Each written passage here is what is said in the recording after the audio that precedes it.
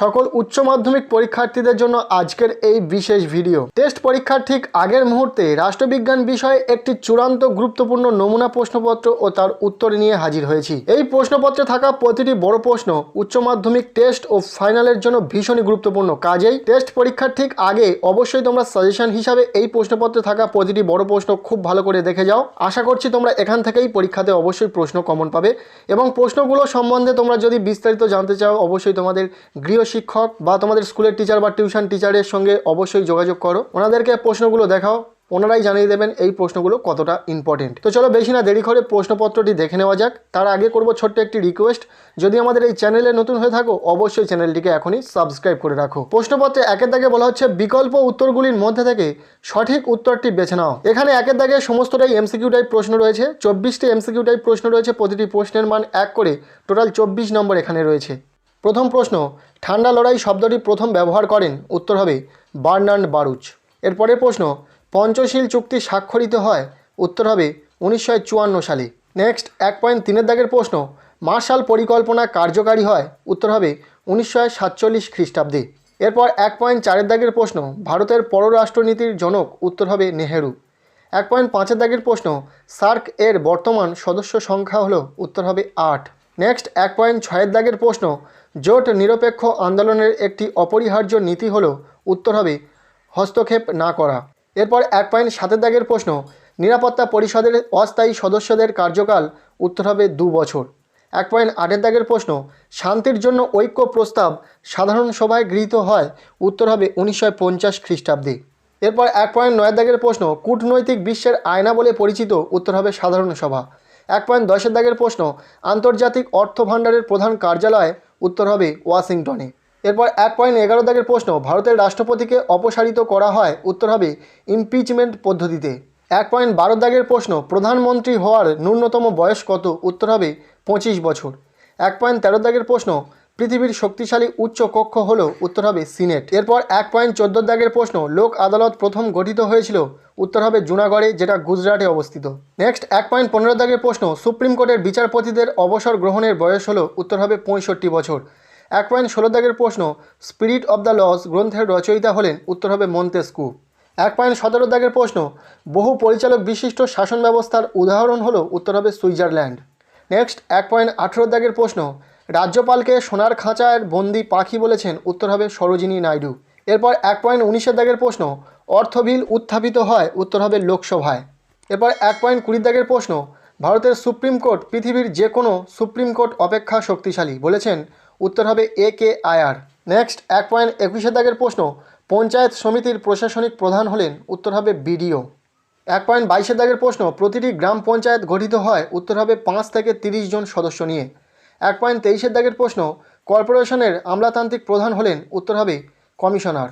এরপর 1.24 দাগের MCQ type শেষ প্রশ্ন, গ্রাম সংসদের সভা আহ্বান করেন? উত্তর হবে পঞ্চায়েত সেক্রেটারি। এই ছিল 1 দাগ থেকে 24টি MCQ টাইপ প্রশ্ন। এবার দেখে নেব 2 দাগ, যেখানে বলা হচ্ছে নিম্নলিখিত প্রশ্নগুলির অতি সংক্ষিপ্ত উত্তর দাও, বিকল্প প্রশ্নগুলি লক্ষণীয়। এই 2 দাগ থেকে 16টি MCQ টাইপ প্রশ্ন উত্তর করতে হবে, প্রতিটি প্রশ্নের মান 1 করে, টোটাল 16 নম্বর এখানে রয়েছে। 2.1 দাগের প্রশ্ন, নাটো এর পুরো কথাটি কি? এরপর 2.2 দাগের প্রশ্ন, পেরেস্তোইকা কি? 2.2 অথবা প্রশ্ন, গ্লাসনস্ত কি? নেক্সট 2.3 দাগের প্রশ্ন, পঞ্চশীল নীতি কে প্রথম ঘোষণা করেছিলেন? এখানে থাকা প্রতিটি MCQ টাইপ প্রশ্ন ভীষণই গুরুত্বপূর্ণ, কাজেই প্রতিটি প্রশ্নের উত্তর রেডি করে খুব ভালো করে পড়ে নেবে।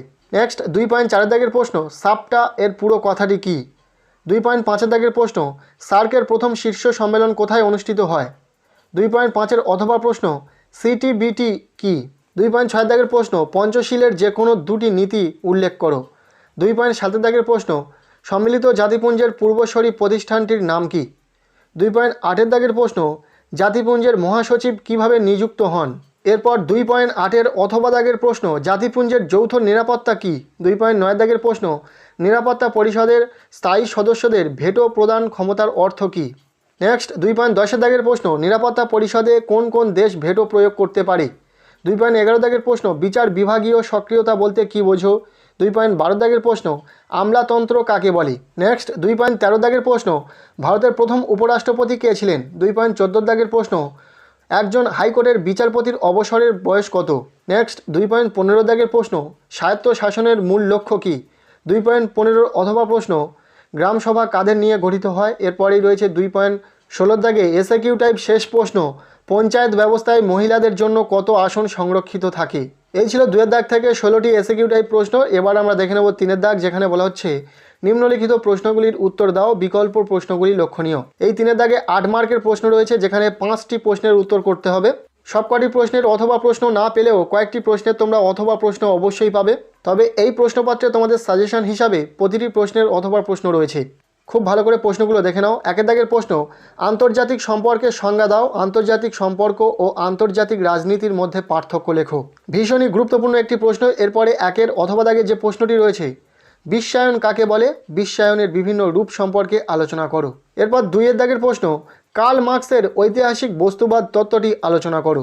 এই 2 অথবা দাগে যে প্রশ্নটি রয়েছে, গান্ধীজির সত্যাগ্রহ সম্পর্কিত ধারণাটি আলোচনা করো। এই 2 দাগ থেকে এই দুটি প্রশ্নের মধ্যে যে কোনো একটি প্রশ্ন পরীক্ষাতে আসতে পারে, খুব ভালো করে পড়ে রাখবে। এরপর 3.3 দাগে যে প্রশ্নটি রয়েছে, ক্ষমতা স্বতন্ত্রীকরণ নীতি বলতে কী বোঝো? এই নীতিটির পক্ষে ও বিপক্ষে যুক্তিগুলি আলোচনা করো। ভীষণই ইম্পর্টেন্ট রয়েছে, অত্যন্ত গুরুত্ব সহকারে প্রশ্নটি পড়বে। এবং 3 দাগে যে অথবা প্রশ্নটি রয়েছে, এক কক্ষ বিশিষ্ট আইনসভার পক্ষে ও বিপক্ষে যুক্তি বিশ্লেষণ করো। এই দুটি প্রশ্নের মধ্যে যে কোনো একটি প্রশ্ন পরীক্ষাতে আসার সম্ভাবনা কিন্তু খুব বেশি রয়েছে। এর পরের প্রশ্ন, ভারতের প্রধানমন্ত্রীর ক্ষমতা ও কার্যাবলী আলোচনা করো। এবছরের জন্য প্রধানমন্ত্রীর ক্ষমতা ও কার্যাবলী কিন্তু ভীষণই গুরুত্বপূর্ণ, পরীক্ষাতে আসার মতো একটি প্রশ্ন। এবং এর সাথে যে অথবা প্রশ্নটি রয়েছে, ভারতের অঙ্গরাজ্যের রাজ্যপালের ক্ষমতা ও পদমর্যাদা সংক্ষেপে আলোচনা করো।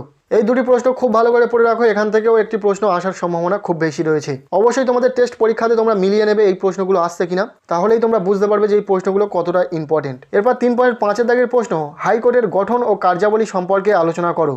এবং এর সাথে যে অথবা দিয়ে প্রশ্নটি রয়েছে, ভারতের পার্লামেন্টের আইন পাশের পদ্ধতি বর্ণনা করো। এই দুটি প্রশ্নের মধ্যে প্রথমটা অর্থাৎ হাইকোর্টের গঠন ও কার্যাবলী সম্পর্কে আলোচনা করো, এই প্রশ্নটা কিন্তু ভীষণই গুরুত্বপূর্ণ রয়েছে। তো এই ছিল একটি চূড়ান্ত গুরুত্বপূর্ণ নমুনা প্রশ্নপত্র। এই প্রশ্নপত্রে থাকা প্রতিটি বড় প্রশ্ন খুবই ইম্পর্টেন্ট। খুব ভালো করে প্রতিটি প্রশ্ন তোমরা পড়ে রাখবে, পরীক্ষাতে আসার মতো প্রশ্ন। টেস্ট পরীক্ষার আগে এই প্রশ্নগুলো খুব ভালো করে মুখস্থ করে নাও। সব প্রশ্ন না হলেও তোমাদের অবশ্যই টেস্ট পরীক্ষাতে এখান থেকে প্রশ্ন কমন পেতে চলেছো। কাজেই আজকের এই ভিডিওটি কেমন লাগলো অবশ্যই কমেন্টের মাধ্যমে জানাবে। আর শুধু রাষ্ট্রবিজ্ঞান নয়, উচ্চ মাধ্যমিক অন্যান্য বিষয়ের সাজেশন ও নমুনা প্রশ্নপত্র পেতে আমাদের এই চ্যানেলটিকে এখনই সাবস্ক্রাইব করে রাখো।